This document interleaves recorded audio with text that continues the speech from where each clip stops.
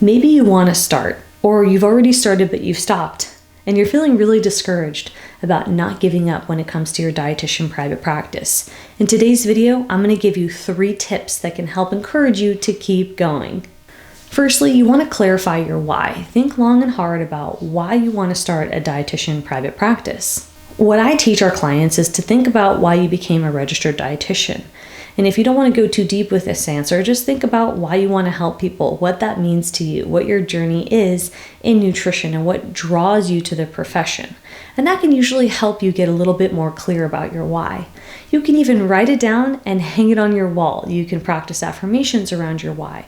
You can talk to other people about your why, but really getting clear about what draws you to the profession can help you stay on track when you're having a difficult day, because let's face it, growing a dietitian business isn't easy. There are going to be some troubling times.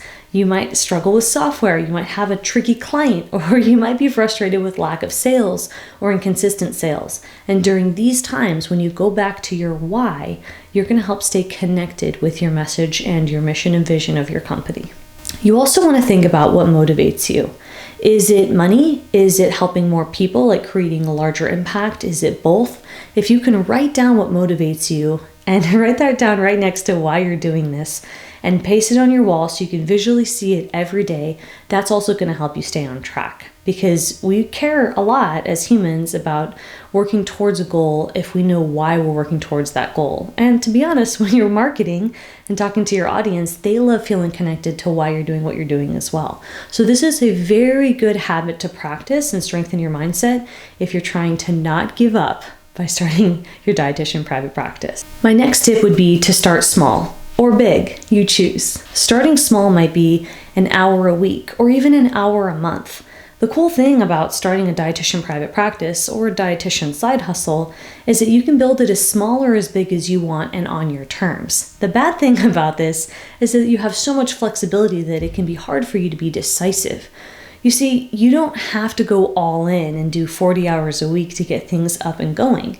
You can pace yourself. In fact, many of our clients and the Dietitian Boss alumni who you've heard on our podcast, they've actually built their business while working a full-time job, while in school, while in their dietetic internship, while working per diem, while pregnant, while caring for a newborn. So there's a lot of reasons why you might want to go part-time when you're starting, and there's no rule for how many hours you have to apply.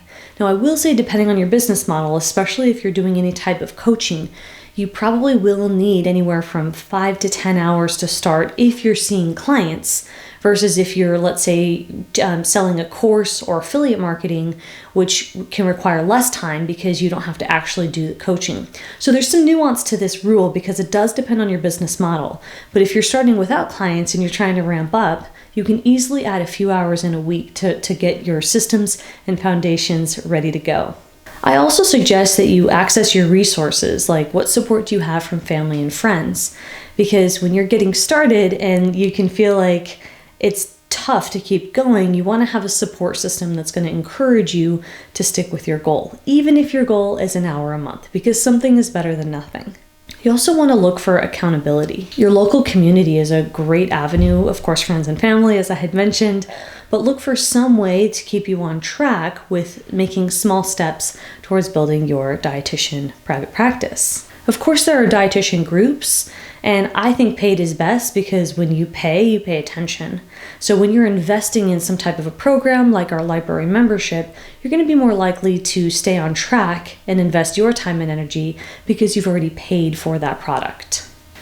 And routines, of course. This means journaling, meditation, affirmations, any type of routine, even if it's reading or regularly looking at research each week, but that research applies to you helping people as a registered dietitian in your private practice, these habits are going to help transfer over to best business practices. So if you can incorporate any type of habit to strengthen your mindset and help you align with the mindset of a business owner, you will transition more smoothly without giving up in your dietitian private practice. I want you to also think beyond CEUs. Oftentimes, dietitians think of CEUs as being a clinical opportunity to strengthen your skills, which isn't bad by any means, right? If you're learning more about gut health, diabetes, or any kind of clinical indication or counseling skills, those are all important things to do and brush up on. But I want you to think about adding in some business skills as well as clinical skills, because oftentimes we prioritize clinical skills so much, but yet we struggle with the business skills a lot more. And so if we put in our energies towards some business education, even if it's small steps, if we're just doing a little bit of CEUs in business, that's a little bit more than you had done before. Now, in our library, we offer opportunities for continuing education credits when you are a dietitian boss with us, when you join our program. We offer live trainings that are CEU eligible depending on the program. So that allows you an opportunity to get business CEUs while you're investing in our program and growing your business. So that's a great opportunity for you to start brushing up on your skills. And don't just forget about business skills when you're getting your CEUs. I think that's an easy way for us dietitians to get distracted, is we only think about clinical. So try to incorporate clinical and business when you're getting your CEUs. I invite you to check out this next video to learn more about getting started. And if you are ready to get help and you want to know the next steps on your path to growing your business at your unique stage, we have 4 stages of business created in my curriculum. I invite you to join the library. The link will be listed below, and you can be among other dietitian bosses, our team, and our curriculum, which will help you progress and not give up on your journey.